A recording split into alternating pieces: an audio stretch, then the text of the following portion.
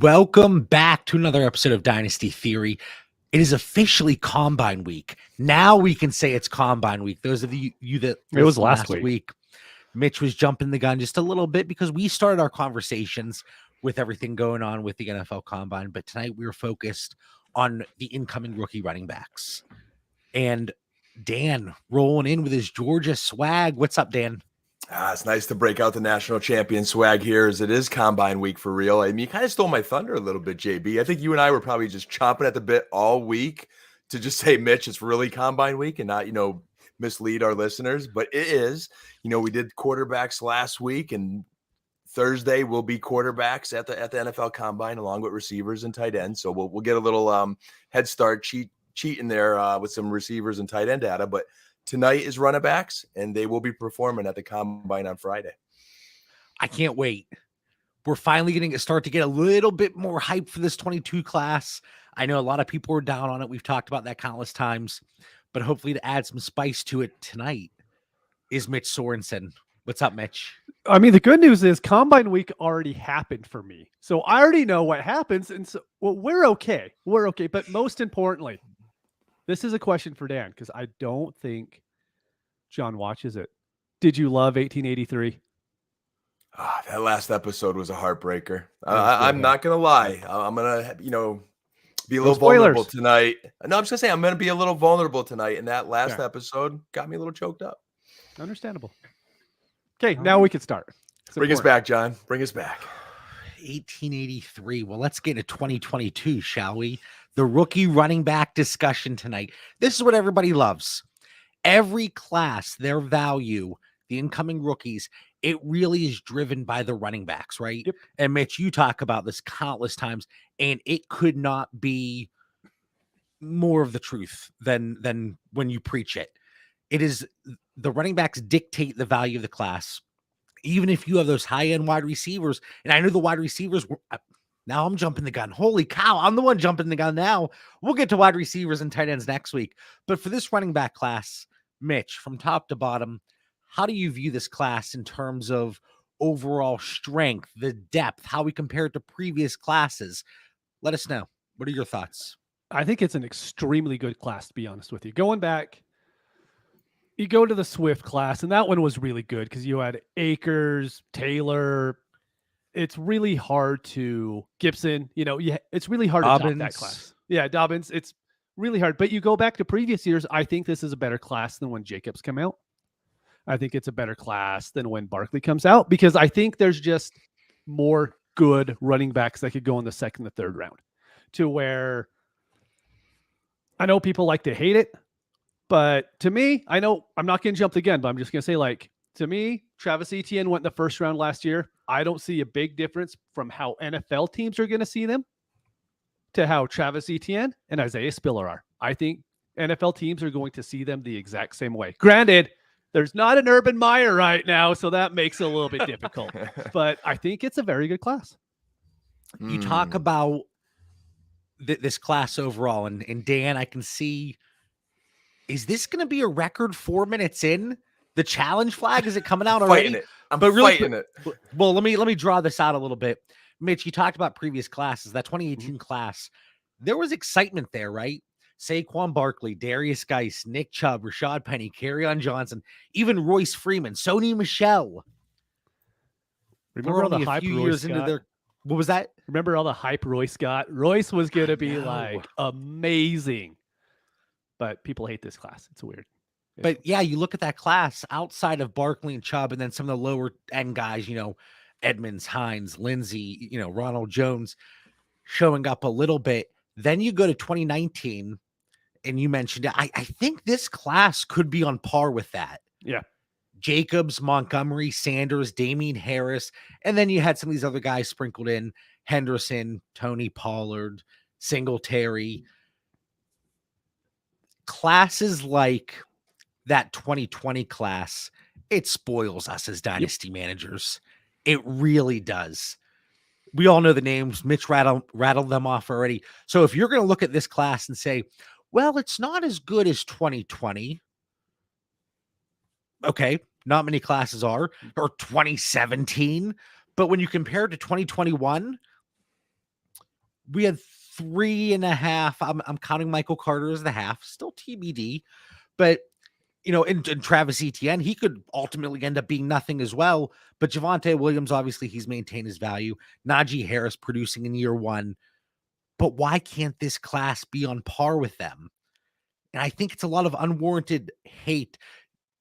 Do you think? Well, let me get Dan's opinion, because I have a follow-up question for Mitch after we ping pong it back and forth here.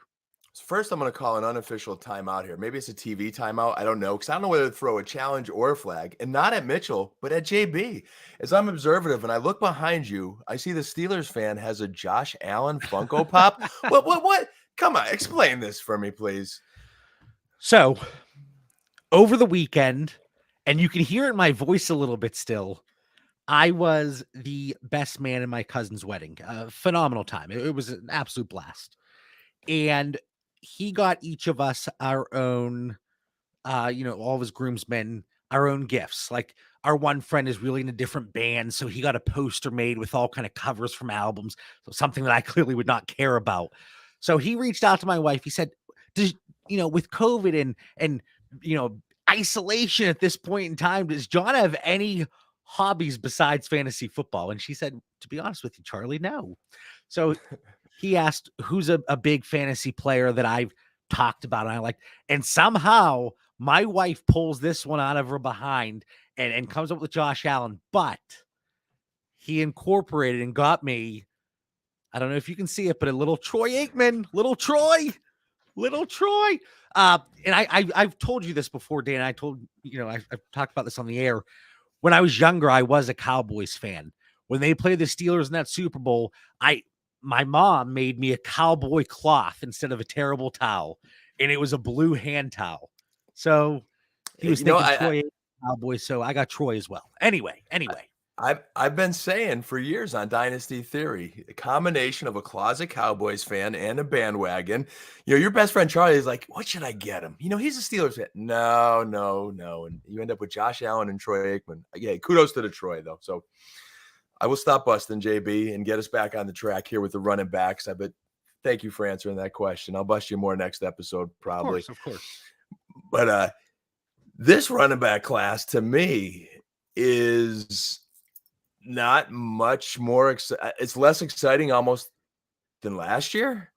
Like last year, it was Javonte Williams, a little torn between him and Michael Carter. ETN, I was higher on Sermon, I know, than it has panned out.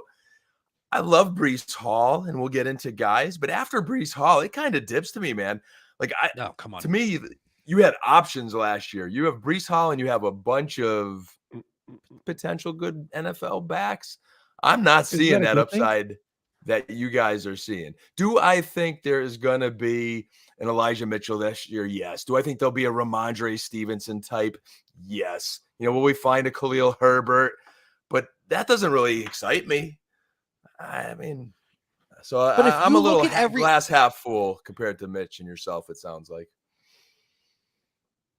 Glass half empty. I'm more glass half empty. Because to me, there's Breece Hall, and then I'll cross my fingers and see where they land. Just try to figure out how much is in that cup. If you're half empty, Mitch and I are half full. Every class, go back. And again, 2017 and 2020 just absolutely spoiled us. But if you get 2 or 3 really solid fantasy contributors out of a class, that's a win. It is. And it's like, we talk about the running backs driving the value, but we go back to last week's episode and we talk about the uncertainty at the quarterback position within this 22 class coming out. That's also driving the value. It's the quarterbacks and the running backs. So we're going to dig into a lot of names tonight, but I've one follow-up question for Mitch before we really get into it. And then Mitch, whatever you wanted to bring up, because I saw the finger kind of go up.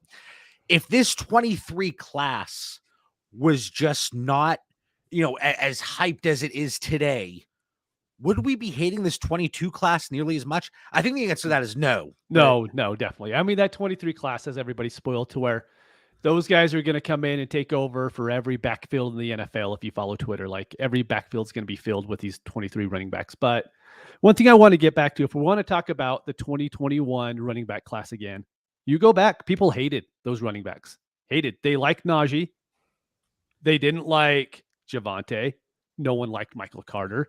ETN. Najee. Oh my God.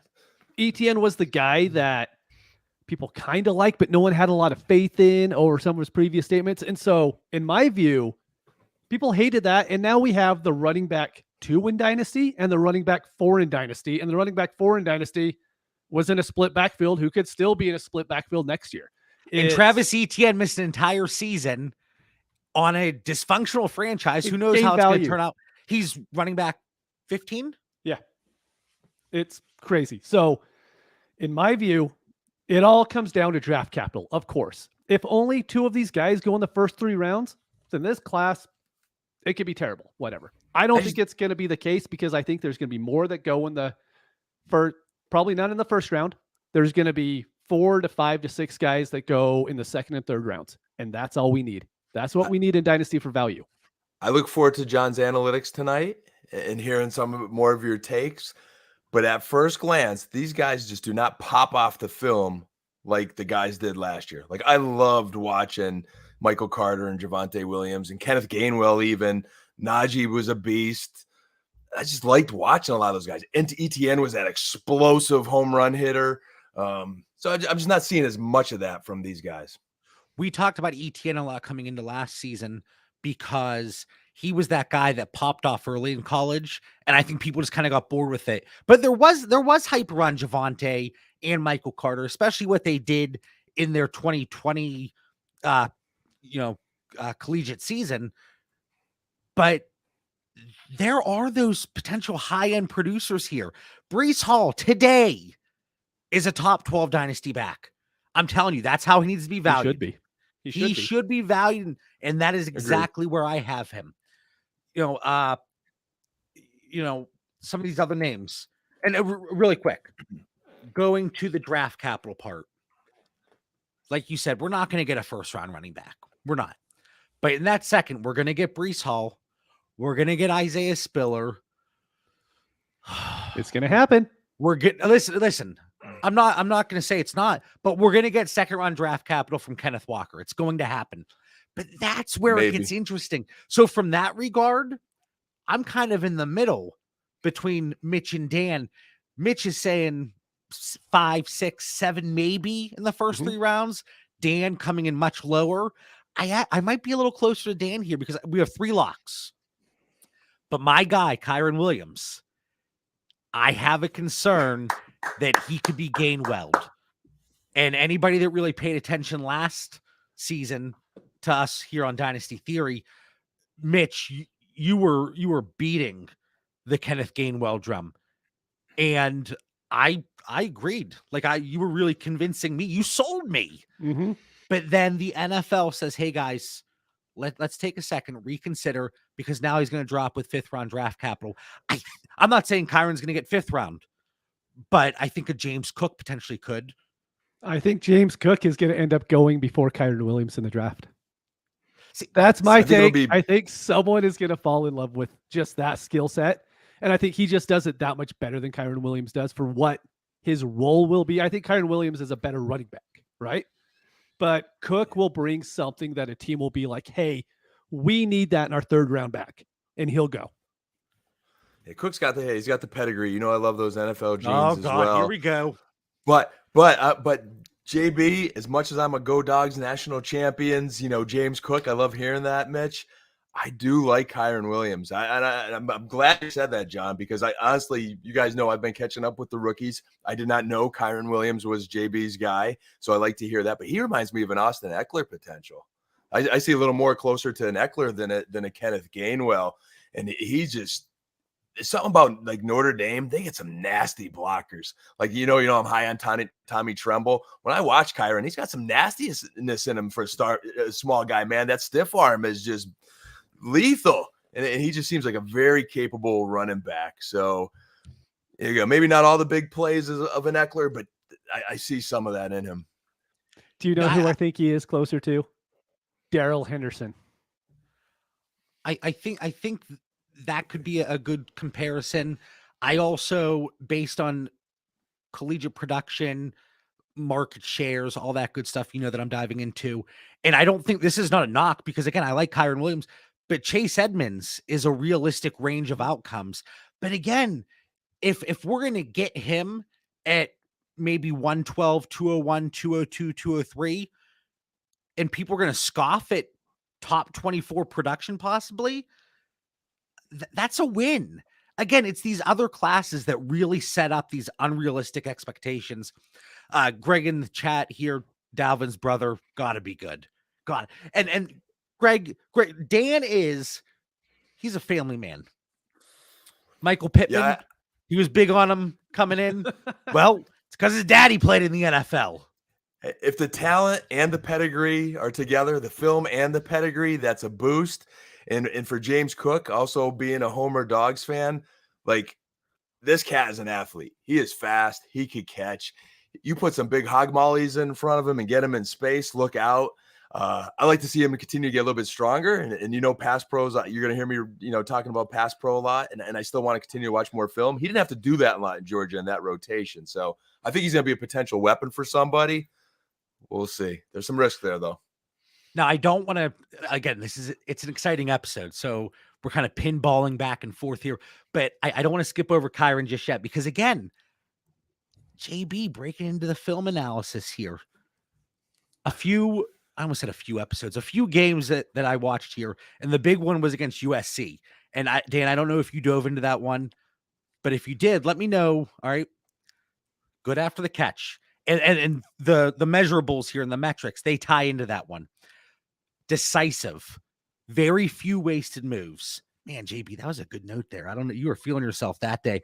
He can play between the tackles as well as bounce it outside, plays bigger than his size, which, is not shocking by any means. Drives through tacklers. He uses blockers very well down the field. And then with the stiff arm, I saw a nice spin move there. But again, this is going to come into play, just like it came into play for me last year with Michael Carter. If the NFL, especially now that there's a combine, a full college season, where last year was kind of a wash in some regards because of COVID. But if the NFL says, guys, Kyron Williams, we're going to pass on him. Now he's going to be running back 7 or 8 off the board in the NFL draft. I got to reevaluate my, one, life choices, but 2, where I have him going in terms of the rest of the landscape. Yeah, I see. Jacob says, I think Kyron Williams' floor is a James White type. But again, I mean, that's a pretty lofty floor, I think. Like, if we could get James White production, you're ecstatic. Mm-hmm. You're ecstatic. I think in my notes I hear, like, I have PPR back at a minimum out of the gates, I believe. So I can see that James White vision there.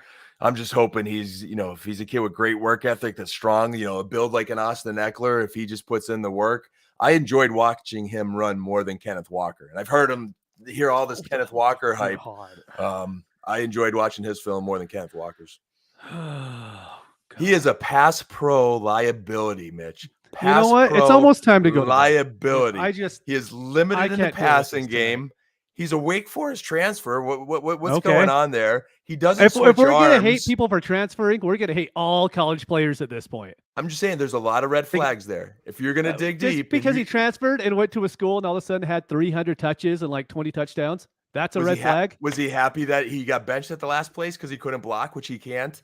And then he couldn't block so bad that they gave him 300 touches at Michigan State. I just think he runs. He runs well. I do like watching his film. I think he's a good runner, but I think he's got a bigger learning curve than people think in the NFL. The JB unofficial can't do it, flag. John. Don't start breaking it down. No, not yet. Not yet. I'm not getting into Kenneth Walker quite yet.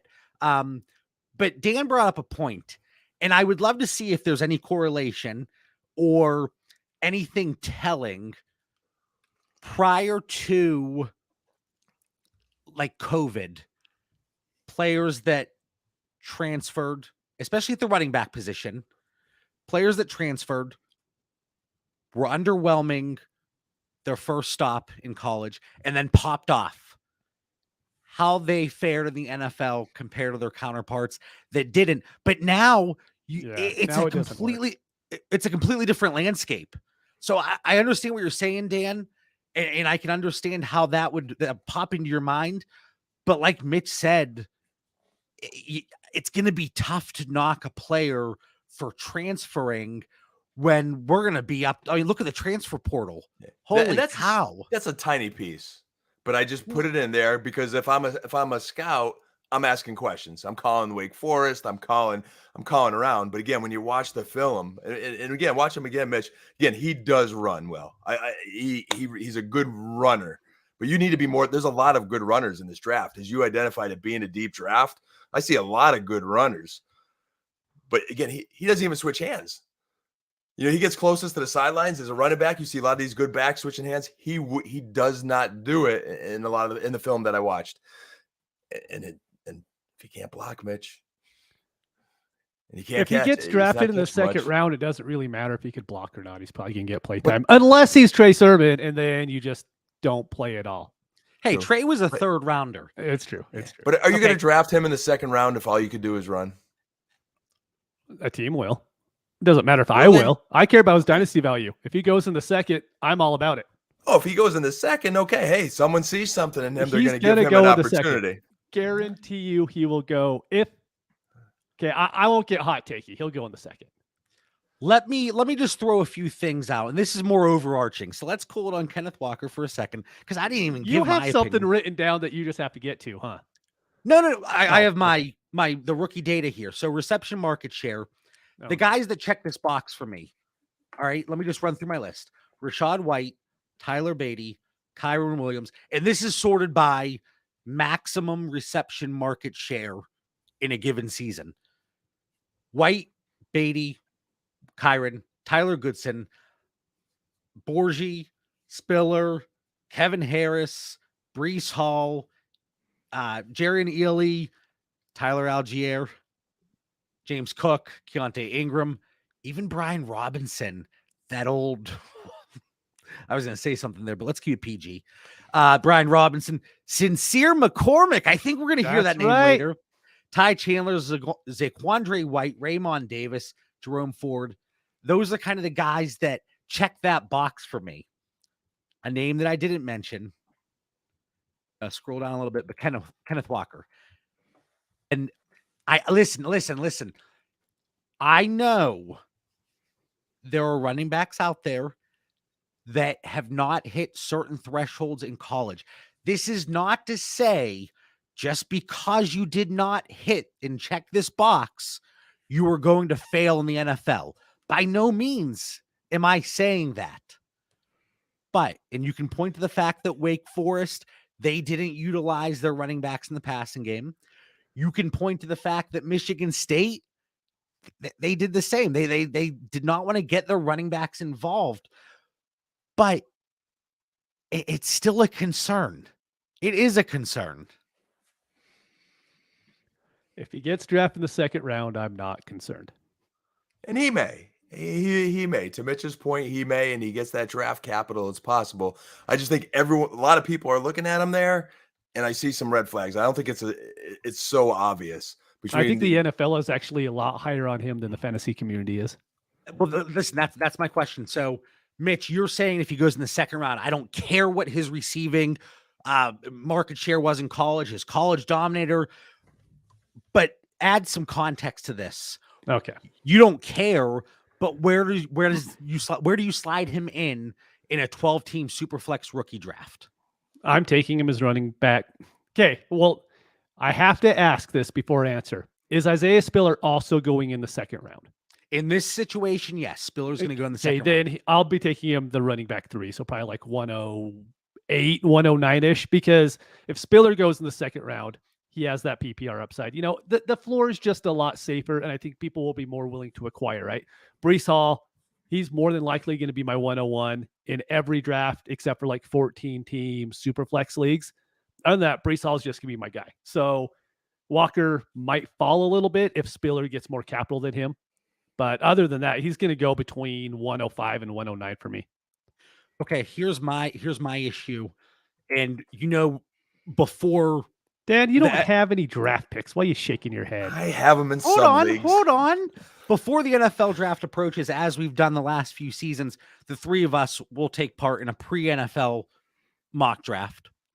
And it will be interesting to see how these pieces fall.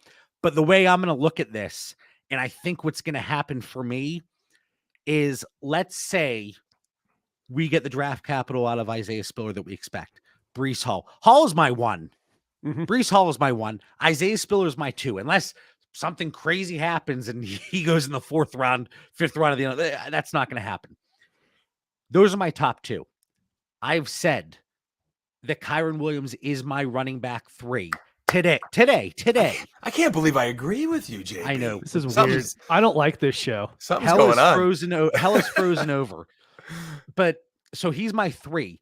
But again, we're going to get that last piece to the puzzle that I'm looking for. And that's top 3 rounds. A lot of things that with my untrained eye, I watched and I liked. And hopefully Dan can kind of confirm and say, JB, you're not crazy. You're not crazy. The coach in me sees the same thing that the might as well be blind squirrel over here, JB saw. But let's say Kyron does drop.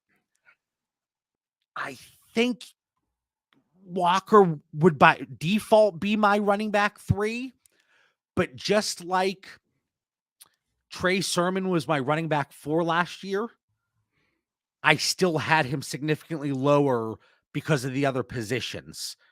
Does that make sense? So if Walker's my running back 3, if we get 4 quarterbacks with first round draft capital, there's going to be enough wide receivers that I'm going to like over Walker that maybe I have him 112 or 201, but that's not going to land him, especially if he gets that 2nd round draft capital. I could see guys sliding too in this draft, with O-line and edge rusher and in certain positions, receivers got options. We look at the way the NFL values running backs. Obviously, part of that is that's why no one's going in the 1st round. That's why Breece Hall doesn't go in the 1st round as much as we all love him. I could see some of these guys sliding. Spiller, and I like Spiller. I'm with you, JB, again. He's number 2. But after Spiller, I mean, does an NFL team say, hey, if I don't get this guy at this point, you know what, I'm just going to settle for the Tyler Aguilars or the Brian Robinsons, or take the flyer on James Cook? Maybe he slides a little bit because of certain reasons, and I'm very happy getting him. How does that affect us? I think there is some value later in these rounds. Because I remember a year ago, JB, Michael Carter was a big topic where he went with you.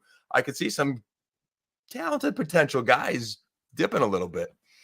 There's a comment in the chat, and Mitch is like, why did I even join you guys tonight?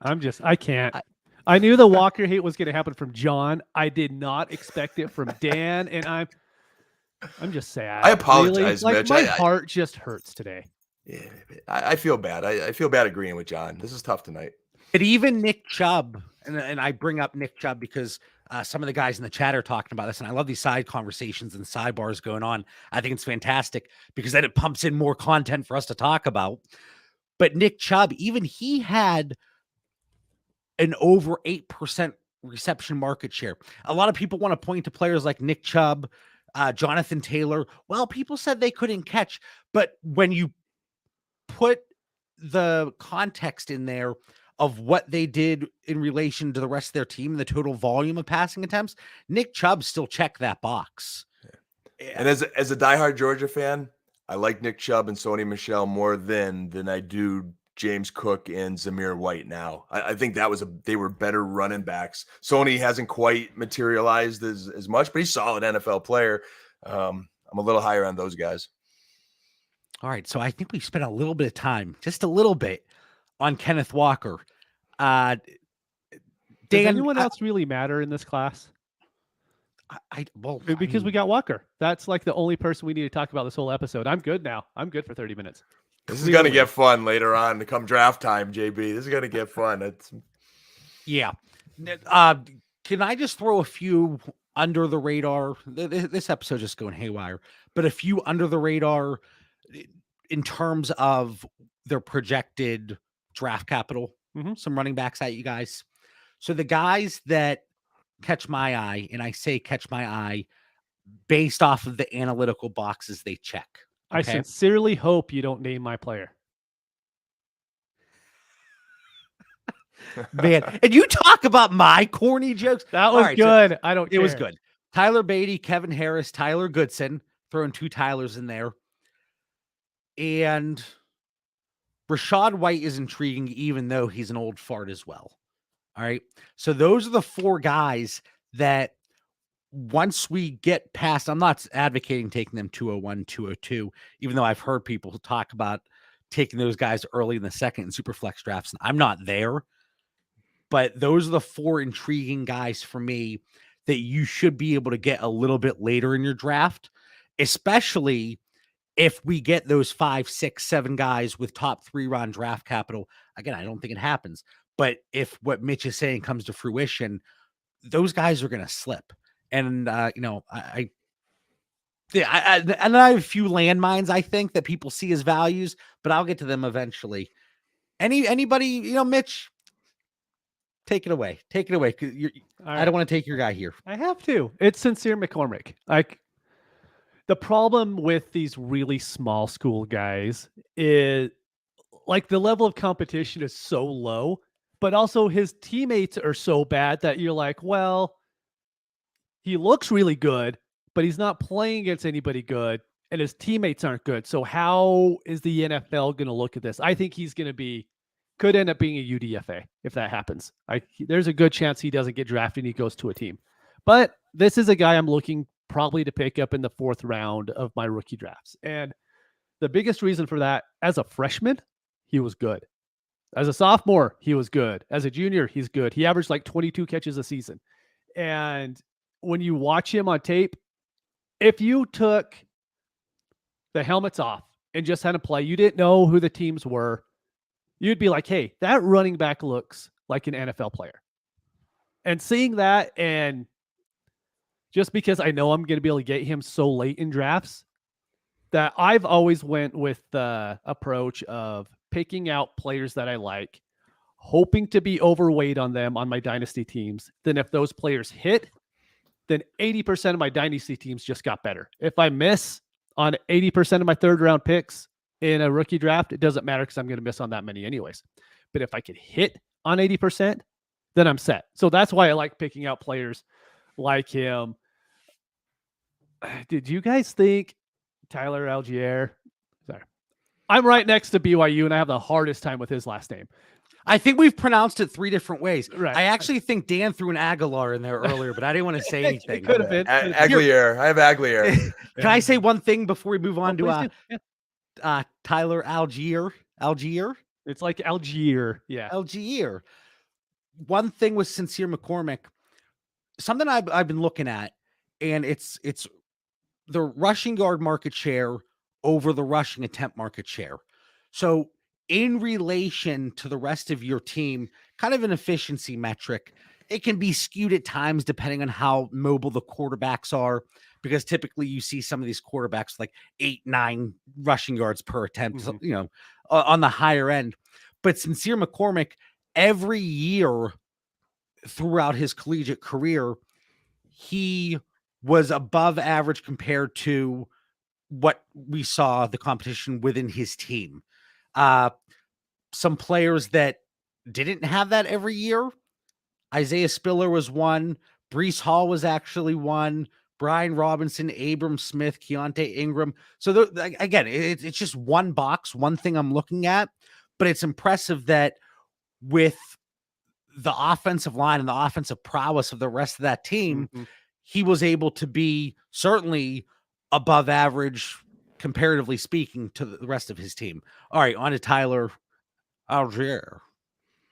Yeah, I think you hit on like one of the 3 Tylers there, JB. I'm with you on Algier, and we could start there. 5'11", 220, good size, physical back. Where I struggled a little bit is last year I was high on Ramondre Stevenson, and I feel like they have some similarities, but I like Stevenson's film a bit more. So is he going to fall a little bit under that if I'm measuring? Tyler Goodson, I'm not quite there yet. He's on the outside looking in of kind of where I'm at with film studies and picking players.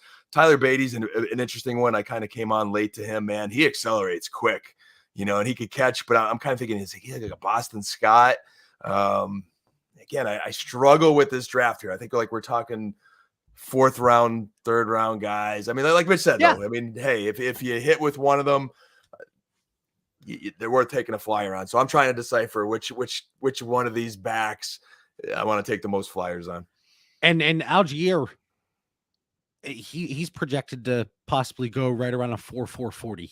And if he does that with his size, the burst score we're talking about, Brees Hall, Algier, Jerome Ford, Master Teague, those are the four guys at the top of the charts there looking at this class and burst score. So it's in relation to their size and speed, but that's going to get people talking.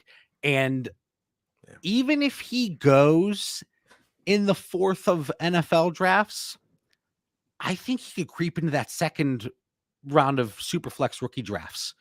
And there's a comment from Jacob in the chat. NFL analysts seem to think Dameon Pierce will get good draft capital. And that seems to be a name that has popped up quite often. Coming from Florida. Again, he checks a lot of the boxes. But the rush attempt market share never eclipsed 30% in a given season. Yeah, that's the big $1 million question with Pierce. And he wears my number 27. Anytime I see a guy with the number 27, I'm watching him and kind of rooting for him. Although he's a Gator, so I got to, balance that a little bit. But he has good balance and quickness, man. He gains momentum like a bowling ball there, and he is a tough runner. He has, does he have the speed and quickness for the NFL? I'll be curious how he does at the combine. Is he Ramondre Stevenson as well, kind of in that mold, just maybe not as much speed? And to your point, JB, why didn't he get the volume? John, let me ask you, you have someone on this list that I'm shocked that you even have on it. Tavion Thomas. Is it just because, I'm a Utes fan? Or yes, okay. I want to know in our Discord, mm-hmm. This is the longest I've gone in episode, 37 minutes without plugging the Discord. So Discord, boom, plugged. You had talked about constantly during the collegiate season, mm-hmm. Tavion Thomas.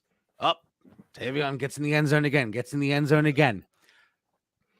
Realistically speaking, where is he going in the NFL draft?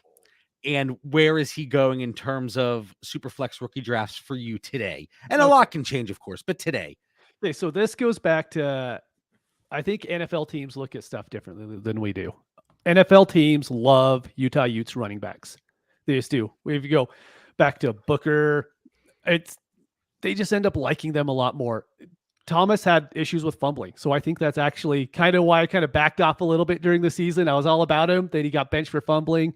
Then ended up coming back on. I don't think he's going to be a very good NFL player, but he's 6'3", I think 230. So as much as I loved him during the season, and I think there's a chance that a team takes him in the 7th round, I also think he's not going to end up having what it takes. So he's going to be the Dokes that Miami had, right? That everyone's talking up before the season. Look at this size. The red zone opportunities are going to be great. And then he's just going to be cutting for his sake, I hope he makes a team, makes the NFL. But as far as what I'm considering for my dynasty teams, I probably won't touch him anymore. So out of all the running backs that I have here, and I have 179 going back to 2017, just in my list.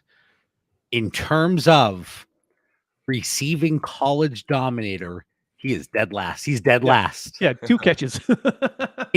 And I know we talk about, Kenneth Walker and his lack of production and usage. Was it him? Was it the 2 teams that he played for? But for a player like Tavion Thomas, it's tough to think if you have 2 catches in your career that it's not you. Yeah, it's crazy.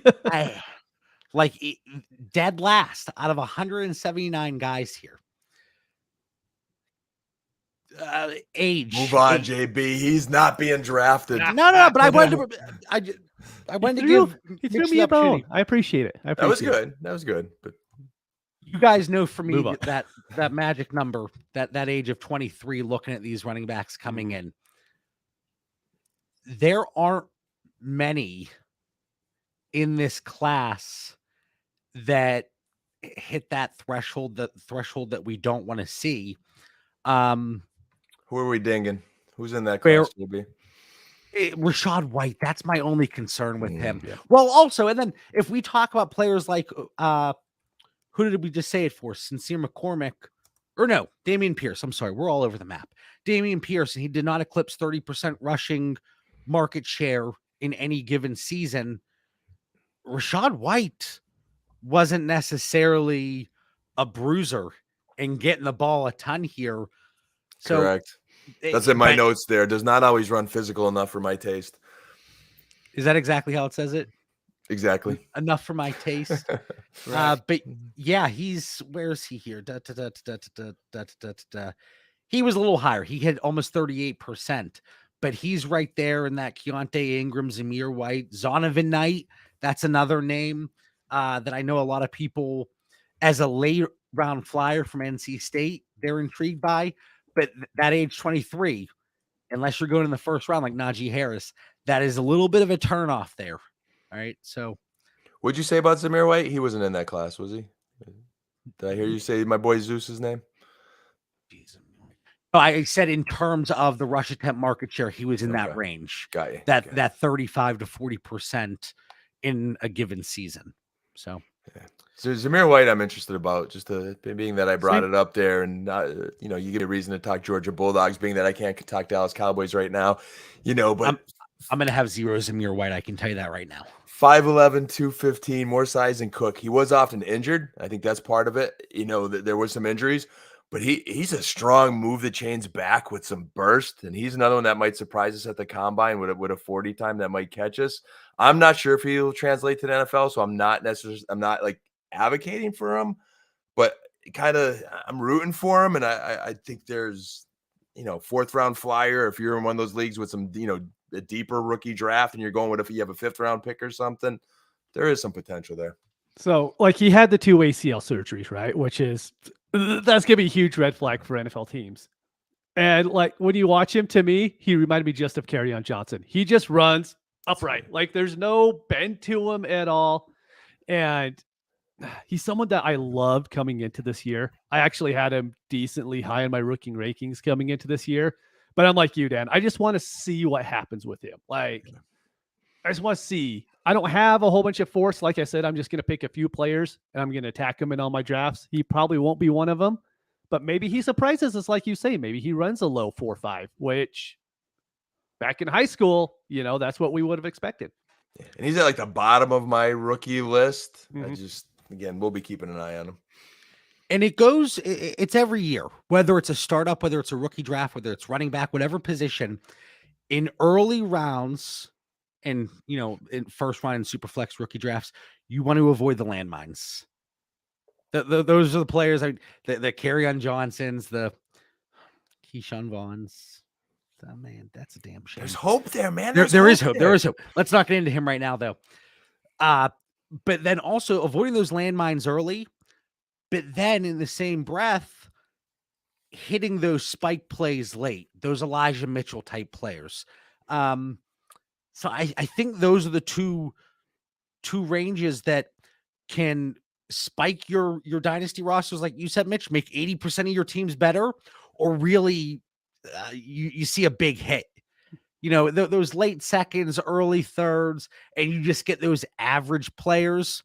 It probably isn't doing too much one way or the other, but it's those avoiding the landmines early and then hitting those spike plays late. So what I want to do right now, I'm going to put both of you on the spot, but so you can kind of collect your thoughts, I'll run through mine. I want to just run through today how our top 5 running back list would look. And this is with no additional context in terms of the rest of the positions, just running backs themselves. So with assumed draft capital, I'll start it off and then I'll kick it over to Mitch and then Dan. Breece Hall is my one. There's no question about that. Today, as we sit here on March 1st, 2022, he is my one. He's going to be my one after the NFL draft. Isaiah Spiller is my 2. Kyron Williams is my 3. If he lands in the first 3 rounds, I don't care where he goes, land in the first 3 rounds. Kenneth Walker is my 4. And then 5, oh man, James Cook. That is my 5 today. Yeah. I mean, I'm going to be extremely close to you.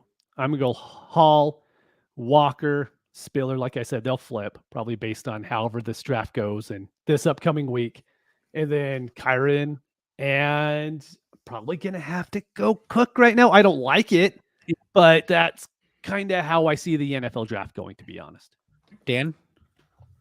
Man, this is like just two. We're almost all on the same playing field here. Breece Hall, same thing. Number 1, must get back.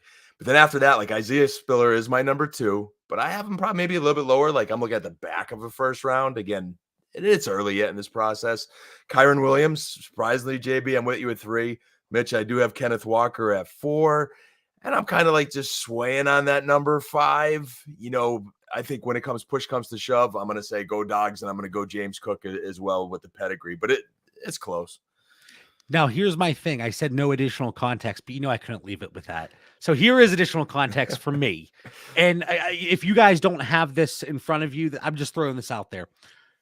Looking at the rest of the positions, Breece Hall is in my tier 1. So I'm taking him between 101 and 103. So tier 1. I have Spiller alone in tier 2 at the running back position. We get down to 109 to 111. If I were in a startup today that had rookies included, not placeholders, but actual rookies included, or I was in a pre-NFL draft rookie draft, because of the way I look at risk, I would not take Kyron at this spot. But assuming the top 3 rounds, 109 to 111 for Kyron. And then Kenneth Walker's in that 112 to 206. I don't have another running back in my 112 to 206. But this is tight end premium too. So Jalen Whittermeyer, Trey McBride creeping in there. But then I don't have another running back until that 210 tier. So, and I kind of wanted to add that because Greg in the chat, how many of these running backs this year aren't landmines? I think Breece Hall and Isaiah Spiller are going to be very good NFL backs. Yep, agreed. And do you want to pivot and go wide receiver? Do you want to go Traylon Burks, Drake London, Garrett Wilson, whoever else you might have up there? If you're not sold on the quarterbacks, maybe Spiller or Hall are the way you would go. But for me, those are the only 2 that I would say with confidence, locked and loaded, are not those proverbial landmines. I know Mitch is saying Kenneth Walker, but there is a lot of concern there. He's going to go in the second. I doesn't mean he won't be a bust even if he goes in the second. It's very true, but his dynasty value will be okay if that happens.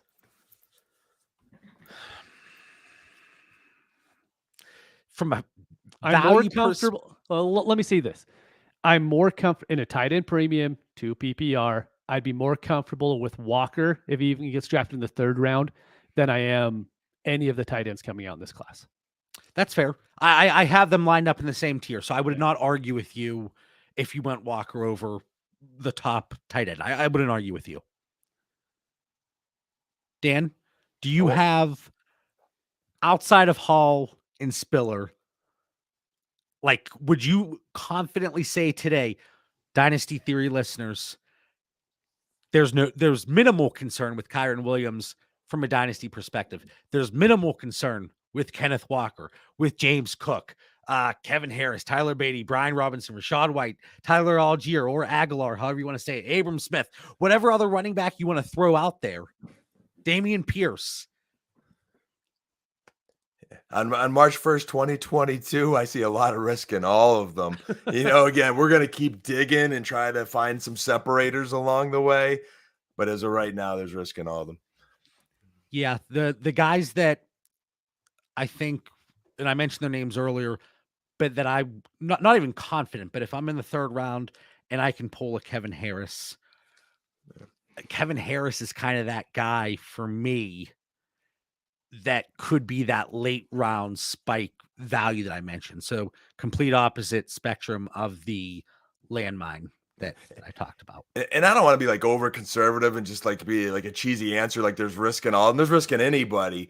But when you look at these prospects and whether it's a size concern or a pass pro liability, or like there are like actual legitimate, when you look at their comps, I'm not going to overpay or reach for any of them. I'm not confident enough. So buyer beware. I think it's good to mention all these names, though, too. Maybe something we haven't touched on. Like you look at Elijah Mitchell, who is, hey, do you spend your fab week one? Every year, somebody slips in these drafts and camps start rolling around and we get different reviews from coaches, or week one, something happens. So I think as we talk about these names and you build your running back depth charts, don't lose them. Don't lose them. So how I brought up, Sincere McCormick this episode. If you go back to last year's running back episode, there is a running back that I brought up. It was Elijah Mitchell. Oh! It was mainly because his name was Mitchell, so it made sense. And he's really quick. So I love that. But that was the one player that I brought up. Just throwing it out there. Yeah. And he was one of those guys, I think last year, was in my fourth round mix, and just, didn't draft him, went a different direction, took Tommy Tremble or whoever I took. But one of these guys is going to surprise us. We know that. And I think the only name we didn't mention at all, I think tonight that's on my list is Jerome Ford of Cincinnati, 5'11", 209, hard, fast runner with shifty feet. He's I won't have him. Led them to a very good season. I'm just intrigued by him a little bit. Nobody does fit mention though. him. No, I mean, I threw his name out there. Boom, Jerome Ford. I said it earlier too, but in the fancy sound effects with the noise I made when Dan mentioned him. But he does fit it. Let's say he goes 6th round, whatever. That 40 time, projected 40 time, and that burst score with his size, it kind of reminds you of Elijah Mitchell. One of those burst scores that are just absolutely through the roof. But Dan, this cat, Jerome Ford, Alabama for 2 years. I didn't classify him as a cat, though, man. Sorry. Oh, you said this cat transfers to Cincinnati. Bearcat makes sense. Bearcat, but he transferred. He transferred. He did. Just had to get that jab in there. That's fair. I talked about the rushing yard market share over the rushing attempt market share. He was a little underwhelming in that category, comparatively speaking, but some of that might have been at Alabama, and then with the competition there, just a little too much for him. Just a little too much for the cat. The reception market share, a little bit lower, but those are kind of my thoughts overall. I'm with Mitch. I think there's depth in this class. I think we have two really good players in Spiller and Hall. Like those are two guys. Man, Mitch is always getting the shout out in the chat. I am. Hi, Dad, from the kids. But I need to wake Johnny up. He's only 2.5, can't work a keyboard. But where's my hi, Dad? Come on. Right, Any other thoughts here, Mitch, Dan, before we roll on here? I think Breece Hall is the only bell cow potential back. I like Spiller. I see him as the prototypical 1-2 NFL punch guy. Whether he's the 1 or the 2, he'll be a good contributor. I like him. But I think Breece has the most upside and potential to potentially be a bell cow. I don't know if he'll land in that opportunity, but I think there is a separator between those two. Rush attempt market share, they both check the box. Draft age, they both check the box. Rush yards per team, rush attempt, check the box. Receiving market share, college dominators, boom, boom, boom. The burst scores, but both good. I was looking at the wrong number there, but both are good. Both are good. I think Hall was meant for this moment, though. Super highly touted since high school. He's another guy where I liked his film better than Spiller. I think we all did. We all had said he's higher tonight. It's not like breaking news there. But again, I just see a higher ceiling than I do for Spiller. Here, I got to ask you, Dan, because again, my fancy schmancy notes here watching some of these guys. Isaiah Spiller against Alabama and South Carolina. Do you have any concerns with Spiller in pass protection And one thing that I thought I saw, who knows, if it's a valid point here, but I thought he struggled with blocking with rushers coming off the edge more than up the middle. I thought he was able to pick that up pretty well, but I thought he was a little bit slow and he got beat on the edge. Yep. What happens when your quarterback gets licked on the blind side because he blows a block? And that's the thing, as you're identifying that and seeing that, that's the more games you watch, it's like, okay, why did this happen? Is it correctable? Is it something I could coach up in the National Football League and fix? Or is this more of a, an issue? How much does he want to block too? I mean, there's something to that. Some running backs just do not like doing it, but I'm not flagging it so much right now. I also thought Breece Hall could do things other backs cannot do. And I didn't feel that from Spiller. Again, liked his film, enjoyed it. I had drafted him. I love him on my football team. But I thought Breece Hall could do things other backs cannot. Breece Hall, good vision. I think was able to find the holes. I thought he was athletic at the goal line too. Yeah, he had a nose for the end zone. Greg says can't miss the edge, guys. And then Kyron Williams, surprisingly, despite how tiny he is, he can pound it inside that 5-yard line. Kyron, say it with me, Mitch. Kyron. Come on, Mitch. We need to get to a landing spot because I wanted to bring up Kyron on a landing spot. I think it's a good one. One thing, Dan, there was one other back that you said you wanted to drop their name. And I'm did you mention that was Jerome Ford? I think I covered everyone tonight. Rashad White, we didn't talk about too. We talked a little bit. Brian Robinson, Aguilar, Kyron Walker. I'm going down my list. All the guys that I really were. Pierre Strong. Oh no, that's right. We didn't mention Pierre Strong out of San Diego State. So he's my 5'11", 205 sleeper back. 7.2 yards per carry in his career. And even put a blocking highlight in his highlight film. Like, I love when to me, that says, I want to block. I am showing you I could block, and I'm putting it in my highlight film. South Dakota State. South Dakota. My bad. I had San Diego on my mind there, but South Dakota State. He honestly reminds me of a Kenneth Walker as a one-arm running back with good ability, but I think he might have some more next-level speed. So I have him as a sleeper, and not to dog your boy Kenneth Walker again, Mitch. But again, when I watched their film, I gave up on both of you at this point. And I compare, I thought he was a nice sleeper. If Kenneth Walker pops off early in the season, Mitch is going to have his following in the Discord just throwing proverbial tomatoes at us. Ronald and me, man. I know. We're just going to post nothing but practice film, highlight. I know. Unless Kenneth Walker watches future Mitch tweets, he's never coming on the show after listening to JB and I tonight. That's true. I might not come on off after the show after listening to you two tonight too. So, all right, Mitch, to wrap it up. Okay, throw a landing spot. Here's one that I think people are going to like, and I'm actually going to hate: Buffalo Bills. If the Buffalo Bills take it back in the 3rd round or later, I'm going to hate that spot because I think they like Singletary enough to give him enough work, and I don't think they're going to end up going for a Breece Hall type that they're just going to give all the work to. So let's say Kyron Williams goes to the Bills in the 3rd round. I'm not going to end up having him on any of my teams because someone else is going to end up liking that landing spot a lot more than I will, and I'm completely out, completely out at that point. I'm not completely out because of how explosive that offense is, but I'd be a little disheartened because, that's a pass-first team, and we know the RB stories there through the last few years. Dan, do you have a landing spot you want to mention here, whether it's ideal or, oh, no? Just take the easy way out and say Atlanta.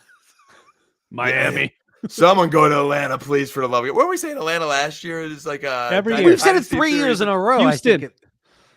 It's got to happen. No, that's the best there. Please don't anybody go to the Houston Texans. David Johnson, he provided some fantasy relevance from time to time. He did? Brutal. I'm just saying, don't write Houston off. Not yet. Not yet. Final thoughts. I got to go back and fix that graphic. I freaking hate it. Mitch, I'm starting with you tonight. What would you say? I love that graphic. I I hate it. I'm going to spruce it up a little bit. That's my project this week. But final thoughts for our listeners. 149 episodes in. Next week, 150th episode. And wide receivers. It'll be and good. Wide receivers and tight ends. Yeah, I just want to remind everybody, this is my commissioner. I don't do the commissioner things often, but I should do them more. So your league dues are actually due right now. So there's quite a few people in my leagues, and it's the same people every single year. You have to go after them. Just pay your dues. I paid early this year. You did. You did well. Yeah, but it's the same people every time. And then at the last week, they're like, oh, I forgot we had to pay. And I'm like, we do this every single year. So it's my one thing. Go pay your dues. And you only say that because for selfish reasons, because It's you are all about me. and you don't want to hound people and chase them down. Dan, what do you got for everybody tonight? I always appreciate Mitch's fantasy football etiquette. So appreciate that, Mitch. For me tonight, I'm just, and you'll probably plug it at the end, I'm sure, JB, but man, get into our Discord and the chats. It is NFL narrative season. Yes, we are dissecting all those rookies, and I see a ton of rookie talk in there as we lead up to the combine and the draft. But, hey, New York Giants are open for business. Barkley's available, but not my boy Kadarius Toney. No offers for Green Bay and Aaron Rodgers. No offers are coming in. Are they trying to trade him? Why are they bringing that up? I'm curious. My boy Dak, non-throwing shoulder, little procedure, but don't worry. Dak's still here. He is telling me he's okay and everything's going to be all right. But hop into the Discord, join these narratives, and let's see where we're drafting these guys. Check out the Discord. It's free. The link for the Patreon is in the episode description. It's $5 a month. We're doing rolling out a lot of good content every Friday, except for last Friday, because I was on the road going to be the best man at a wedding, as I discussed early in the episode. But the pivot point. Mitch, are you joining me this week? Can't. I'll explain later. I'll be on the following week, and I should be on every week after this week. All right. Talking about market inefficiencies and really where to take advantage throughout your leagues. But again, that link is in the episode description for the Patreon. It's also available. It's my pinned tweet, so check it out. We want to thank everybody for tuning in. Follow the show at Dynasty Theory FF on Twitter and Instagram. For Mitch Sorensen, Dan Lamagna, I'm John Bauer. Have a fantastic night.